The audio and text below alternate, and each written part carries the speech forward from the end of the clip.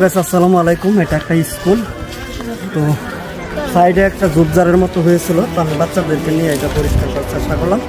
তো এই ধরনের ভিডিওগুলো অবশ্যই ভালো লাগলে শেয়ার করে দেবেন। তো সবাই ভালো থাকবেন, সুস্থ থাকবেন। আসসালামু আলাইকুম।